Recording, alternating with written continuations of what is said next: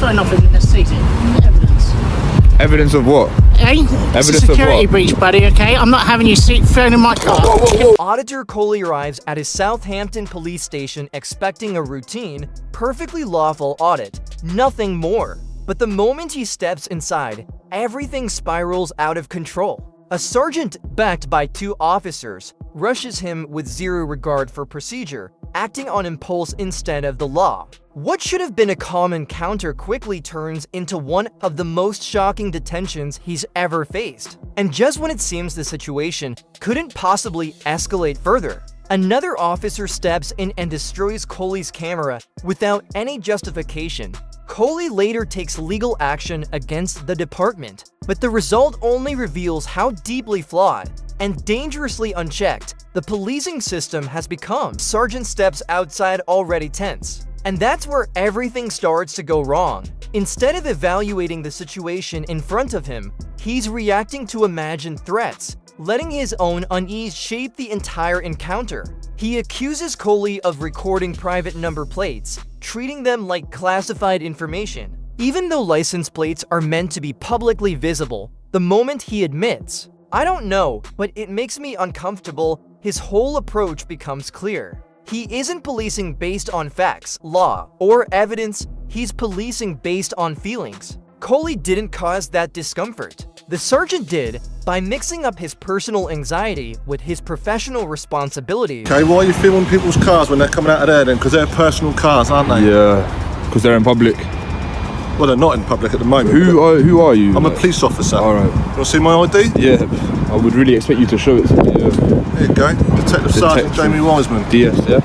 Okay. And any detective work to be getting on with, or? Well, no, I'm due to be more going worried out now, about. All right, then go home then. No, I'm more worried about you filming people's private cars. Police officers get a bit jumpy about that. Why?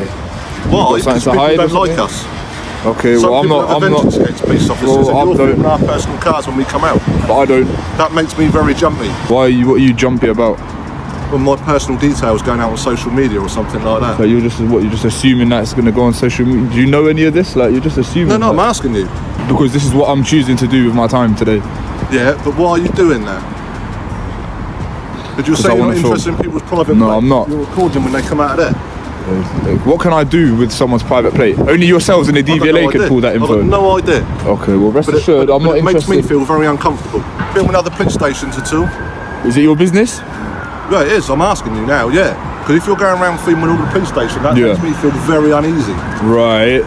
And so what are you trying to do? To investigate that. Okay, what do you want to investigate? Why you are filming Hampshire police stations. Is my conversation not clear? Are you not clear on what I'm saying? This is a camera, mate. I've given you assurances that I'm not here for any trouble. On edge. Have I explained that? Have you not registered that? I don't even think you are on edge. There's 3 of you. I've got a camera. Like, you guys are armed. Like, why would you be on edge? Should I not be the one that's on edge? Just when we're coming out in personal vehicles. Yeah, but what can I possibly do with your personal vehicle? You tell me. Then you should maybe consider taking the bus to work or something. I don't really understand. Why should myself and my colleagues or our way of getting to work? Because you're so concerned about security arrangements and whatnot. So if it's such a security risk... I'll tell you why, because police officers get attacked on and off duty. Right. That's what makes me nervous. Okay. And they do that because people share our private information and track us down to where we live with our families.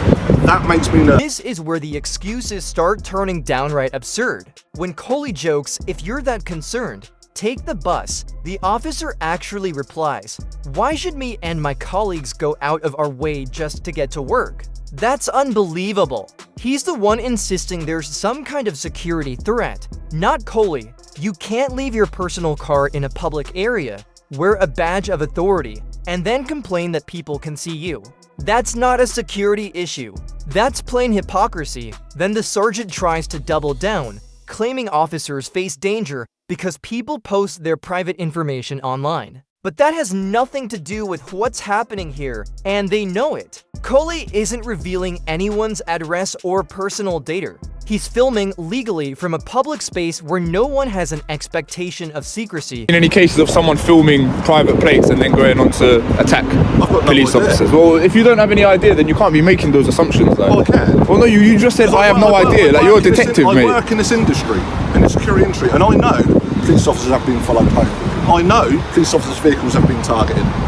Okay, well, I'm telling I you know that. that I'm not interested in harming any police Yeah, but officer. I don't know that, do I? All right, well then, what are we gonna? All right, how are we gonna proceed then? Well, I'd like you to go if possible. So is that gonna like?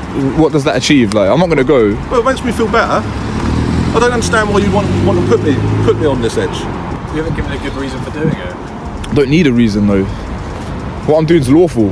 I'm not saying it's not lawful. Okay, so why would I need a reason? It's just like my colleague is explaining it. Do I have to account for my actions in a public place doing something legal? You can find it strange. It's not illegal if it's strange. Like, Is there anything you need to report to us today? No. Is that the reason why you're here? no, No? Why are you here then? to film Why to film? because this are is you what I achieving want to do. filming? Sergeant doesn't even try to hide that he's operating entirely on emotion. When Coley calmly asks, "So how do we move forward?" the sergeant responds with, "I'd prefer if you just left." Coley pushes back, "And what exactly would that solve?" And the sergeant's reply is unbelievable. "It would make me feel better. That isn't law enforcement. That's emotion management masquerading as authority." What makes it even more troubling is how every statement is centered on him. "It makes me uncomfortable. It puts me on edge. It would make me feel better." Since when is the public obligated to soothe an officer's personal feelings? It's completely upside down. The police are supposed to protect and serve the people, not expect citizens to adjust their lawful behavior just to ease an officer's discomfort. There are other members of the public that see you doing this, and obviously police officers and police staff coming out of there, be on edge. Why does he film me?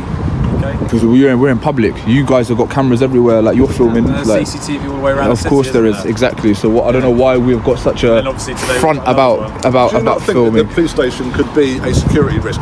Is it not a secure building? Like, That wasn't my question.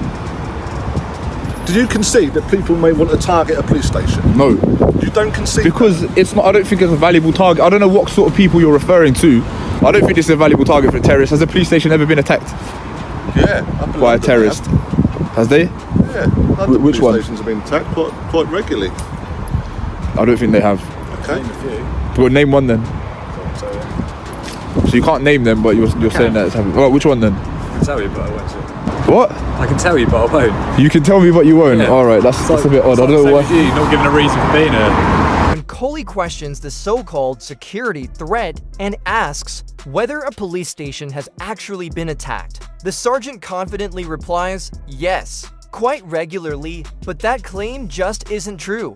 There have been a few isolated incidents, many from decades past, some tied to historical conflicts, but nothing that fits the word regularly. Current UK security data makes it clear, attacks on police buildings are extremely uncommon. Modern threats tend to target crowded areas, transport systems, or symbolic locations, not random police stations. Then his colleague jumps in with the childish line, "I could tell you, but I won't," as if he's trading schoolyard jabs instead of giving a professional answer. That smug, evasive behavior says everything. They weren't interested in an honest discussion. They were simply trying to win and shut Coley down. Facts be damned. A genuine security risk and this genuinely posed a threat, I wouldn't be irresponsible and come and do this. Believe me. And if this was behaviour that I knew that terrorists engaged in, But it is. I would have. They No, film it's targets. They what, definitely- overtly Well, they might with, do. with this little crappy How do little I know you're gimbal. not a terrorist? How do I know that? How do I know that? You don't know that, but you have to go Exactly based right. on what you do know. There needs to be an objective Yeah, so basis. What I do know is I've got a man who's not willing to give his details stood in front of me who's filming police stations. Okay. So that's what I do know. That's the facts. Okay. Is it not? So me filming does not implicate me as any sort of like prospective terrorist No, but it or raises otherwise. my suspicion. Well, you can be suspicious all you want. Like it's not a crime. You suspecting me of doing something is not a crime. You need to have some sort of reasonable suspicion or objective basis to suspect me as a terrorist. No, well, at the moment, I think you are filming a police station Yeah. with no reason to do that. You are refusing to give your details. I have no idea where that information's going, and I know you have filmed other Hampshire police stations. This moment exposes just how completely the sergeant's reasoning has collapsed. When Coley points out, if he'd known this was considered terrorist behavior, he wouldn't have done it. The sergeant fires back with, "How do I know you're not a terrorist?" It's a ridiculous leap. Policing isn't supposed to rely on wild hypotheticals about what someone might be. Coley's response is the correct one.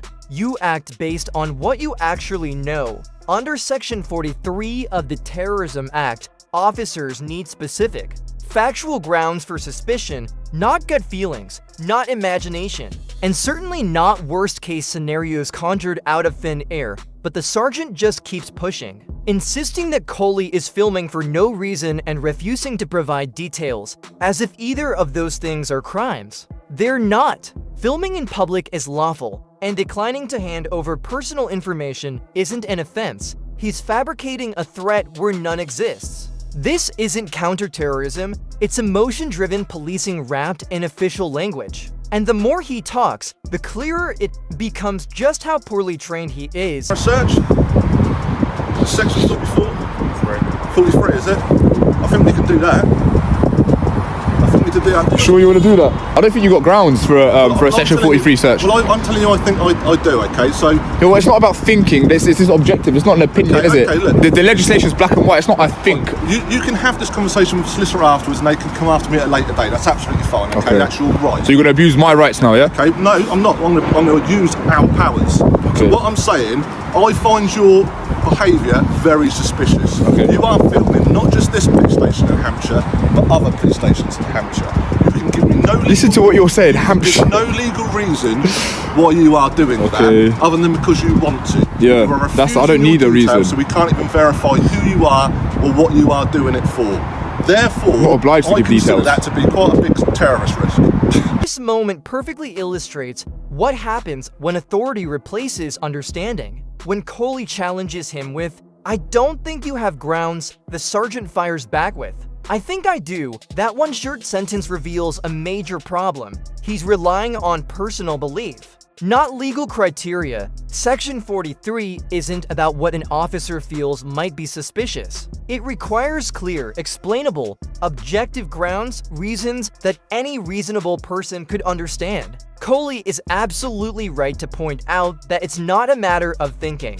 It's a matter of legal certainty. The sergeant's response shows he hasn't grasped the seriousness of using terrorism powers. Detaining someone under those laws is one of the most extreme actions an officer can take. It demands precision, evidence, and proper judgment, not instinct and hunches. These officers are going to search you now in order to see if there is anything that needs to raise that suspicion even further. So what items, who's conducting the search firstly? These two are going to conduct the search. But you've just launched with it. So what are these officers going to be searching for? Anything related to terrorism. Such as what?